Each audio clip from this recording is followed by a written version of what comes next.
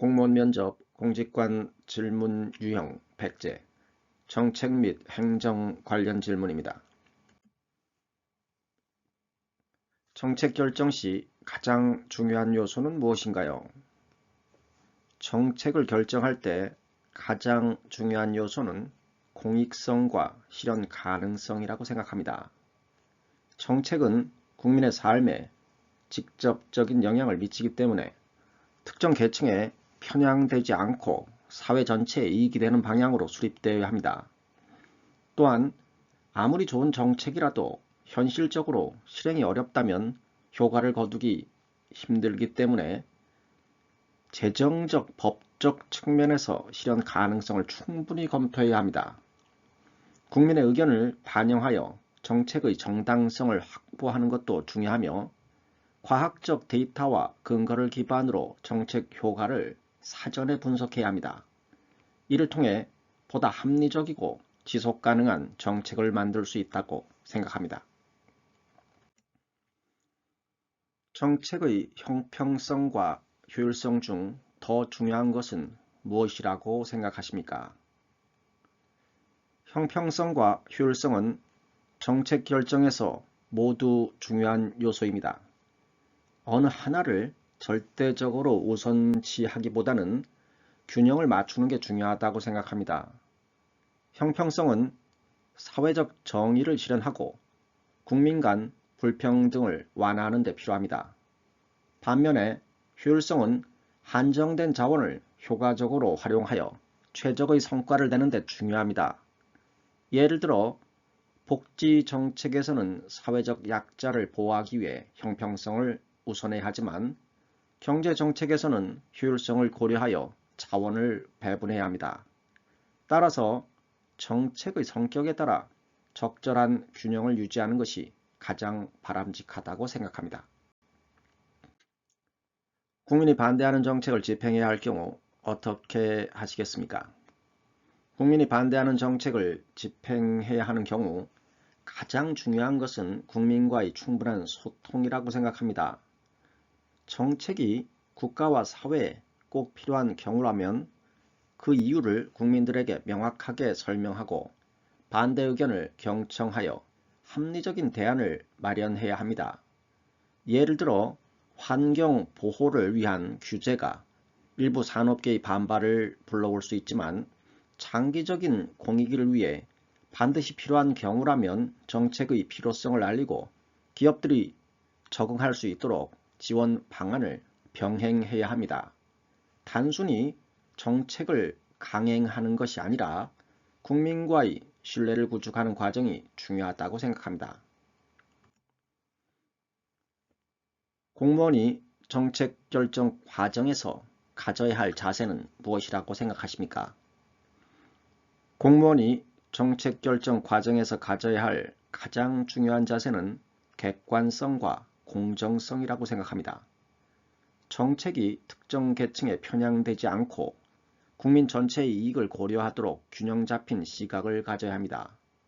또한 단순히 상급자의 지시를 따르는 것이 아니라 정책이 현실적으로 효과적인지 분석하고 필요하다면 개선안을 제시할 수 있어야 합니다. 국민의 입장에서 정책을 검토하는 자세도 중요합니다. 정책은 국민의 삶에 직접적인 영향을 미치기 때문에 현장의 목소리를 듣고 실질적인 문제 해결에 기여하는 방향으로 접근해야 한다고 생각합니다. 공공서비스의 질을 평가하는 기준은 무엇이라고 생각하십니까? 공공서비스의 질을 평가할 때는 국민의 입장에서 접근성과 만족도를 고려해야 한다고 생각합니다. 서비스가 신속하고 편리하게 제공되는지도 중요한 기준이며 국민들이 체감하는 만족도가 실제 서비스의 품질을 반영하는 중요한 요소가 됩니다. 또한 공공서비스가 공정하게 제공되는지 특정 계층에 치우치지 않고 모든 국민이 동등하게 이용할 수 있는지도 평가해야 합니다. 단기적인 성과뿐만 아니라 지속 가능성과 사회적 기여도도 중요한 기준이 될 수 있습니다. 따라서 국민의 요구를 반영하고 실질적인 효과를 거둘 수 있도록 지속적으로 서비스 품질을 점검하는 것이 필요하다고 생각합니다. 새로운 정책을 기획한다면 어떤 분야에서 하고 싶으신가요? 새로운 정책을 기획할 수 있다면 저는 디지털 행정 혁신 분야에서 정책을 만들고 싶습니다. 최근 국민들은 더욱 신속하고 편리한 행정 서비스를 원하고 있으며 기존의 복잡한 절차와 비효율적인 시스템을 개선할 필요가 있다고 생각합니다. 이를 위해서 AI 챗봇을 활용한 민원 응대 시스템을 도입하거나 데이터를 기반으로 한 맞춤형 행정 서비스를 제공하는 정책을 추진하고 싶습니다.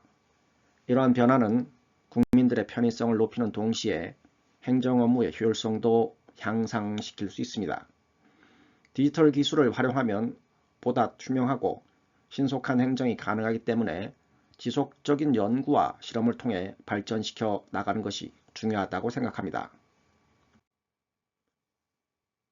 행정의 투명성을 높이기 위한 방안을 말씀해 주십시오. 행정의 투명성을 높이기 위해서는 정보 공개를 확대하고 국민과의 소통을 강화하는 것이 필요하다고 생각합니다. 예를 들어 정책 결정 과정과 예산 집행 내역을 온라인을 통해 실시간으로 공개하면 국민들이 쉽게 확인할 수 있습니다. 또한 국민이 정책 과정에 직접 참여할 수 있는 창구를 마련하여 행정의 공정성을 높이는 것도 효과적인 방법입니다. 부패 방지를 위해 감사 시스템을 강화하고 내부 감시 기구를 활성화하는 것도 필요합니다. 결국 행정의 투명성이 확보되어야 국민의 신뢰를 얻을 수 있으며 이를 위해 지속적인 개선이 이루어져야 한다고 생각합니다. 공공기관의 신뢰도를 높이는 방법은 무엇이라고 생각하십니까? 공공기관의 신뢰도를 높이기 위해서는 공정성과 청렴성을 바탕으로 행정을 수행하는 것이 중요하다고 생각합니다. 국민들은 공공기관이 투명하고 공정하게 운영될 때 신뢰를 가지게 됩니다. 이를 위해 불필요한 행정 절차를 줄이고 신속하고 정확한 서비스를 제공해야 합니다. 또한 부정부패를 방지하기 위해 내부 감사와 신고 시스템을 강화하는 것도 필요합니다. 국민의 목소리를 적극적으로 반영하고 정책 시행 후 피드백을 수렴하는 과정도 신뢰도를 높이는 데 중요한 역할을 합니다. 결국 국민이 체감할 수 있는 변화를 만들어가는 것이 공공기관의 신뢰를 확보하는 가장 좋은 방법이라고 생각합니다. 정책 시행 중에 예상치 못한 문제가 발생하면 어떻게 대응하시겠습니까? 정책 시행 중 예상치 못한 문제가 발생하면 먼저 신속하게 원인을 분석하고 해결 방안을 마련하는 것이 중요하다고 생각합니다. 문제가 발생했을 때 이를 방치하면 더 큰 혼란을 초래할 수 있기 때문에 유관 부서와 협력하여 최선의 해결책을 모색해야 합니다. 또한 국민들에게 정확한 정보를 제공하고 필요한 경우 정책을 수정하거나 보완할 수도 있습니다. 예를 들어 새로운 복지 정책이 시행된 후에 특정 계층이 혜택을 받지 못하는 문제가 발생한다면 추가 조사를 통해 형평성을 맞추는 방향으로 정책을 조정해야 합니다. 결국 정책 시행 과정에서 유연하게 대응하고 국민과 소통하며 신뢰를 유지하는 것이 가장 중요하다고 생각합니다. 행정 절차 간소화의 장점과 단점은 무엇이라고 생각합니까? 행정 절차 간소화의 가장 큰 장점은 업무 효율성이 향상되고 국민의 불편이 줄어든다는 점입니다. 복잡한 행정 절차는 시간과 비용을 낭비하게 만들기 때문에 불필요한 절차를 줄이면 보다 신속한 행정 처리가 가능합니다. 예를 들어 전자정부 시스템을 활용하면 서류 제출 과정을 간소화하여 국민들이 편리하게 행정 서비스를 이용할 수 있습니다. 하지만 단점도 있습니다. 절차를 지나치게 간소화하면 공정성이 훼손되거나 사전 검토가 부족하여 오류가 발생할 가능성도 있습니다. 따라서 국민의 편의를 고려하면서도 행정의 신뢰성을 유지할 수 있도록 균형 잡힌 절차 개선이 필요하다고 생각합니다. 감사합니다.